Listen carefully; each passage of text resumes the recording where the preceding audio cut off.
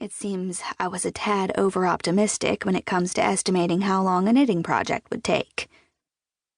I worked steadily, my needles clicking away as the miles slipped past. The usually lush, green countryside was dominated with the muted colors of a southern winter.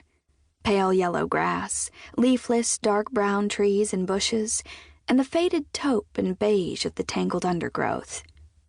We stopped for lunch in Columbus, the only large city on the drive. By the time we'd crossed the state line, clouds covered the February sky, veiling the landscape with a gray sheen of mist. The view was still treed with loblolly pines, and it didn't look that different from Georgia. But I knew if we continued to drive south and went across Alabama, the land would flatten as it sloped toward the Gulf.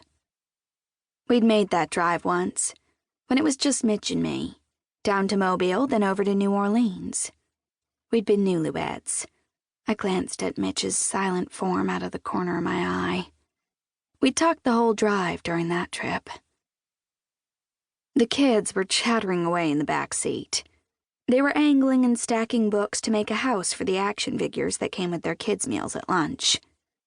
I finished a row of knitting as I said quietly, "So, you really think we should stay at your parents' house for over a week?" Mitch pulled himself out of his reverie and said, "Yeah, why not?" "Don't you think it might be a little too long? Livy's going to miss so much school." "It'll be fine," Mitch said as he looked away from the road to me. "Livy's teacher said she can make up the work, right?" I nodded, and he said, "You worry too much. Have I ever told you that?" "No, never," I countered, and saw a half-smile appear on his face.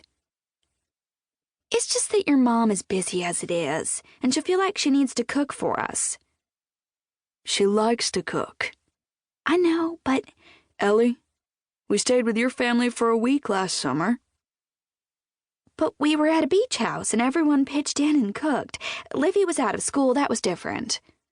"Was it?" Oh boy, here we go. I never realized until we had kids how touchy an issue visits with our families could be. Mitch's job as an Air Force pilot meant that his schedule was always in flux, which made planning holiday visits difficult, to say the least. It was hard to keep visits evenly divided and make sure everyone got to see the kids. We ended up having visits on the fly, dropping in as we drove across the country during our moves or snatching a few days when one of Mitch's training classes happened to be in the same state as one of our families.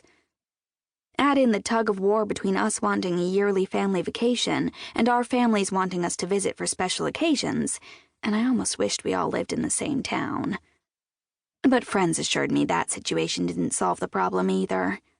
"It only makes it worse," one friend had told me ominously. Of course, the chances of us ever living close to either of our families was so slim, I didn't need to put that on my list of things to worry about.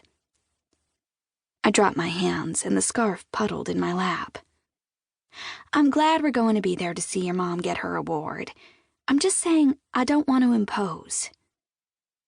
During a phone call last week, Caroline, Mitch's mom, had told us she would receive the Realtor of the Year award this week at an awards banquet. She'd won plenty of sales awards, but this was a prestigious award given to a single realtor each year, which recognized community involvement. Caroline was a volunteer with Habitat for Humanity and regularly organized fundraisers for a local women's shelter. "We're not imposing. We're family," Mitch said. "Besides, I'm down to use it or lose it, so we might as well use it since book days starts next week." Mitch had a certain amount of time off that he couldn't carry from one year to the next. If he didn't use it, he lost it. So when he got the news about his mom's award, we decided to take a few days and drive over. I still wasn't convinced that we wouldn't be overstaying our welcome, but we were on the road, and the plans had been made. Livy asked, "Book what?"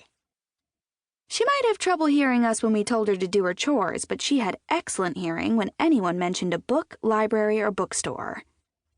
"It's a book festival," Mitch explained. We'd already passed a few signs for the festival, placed along the highway that read, "Small..."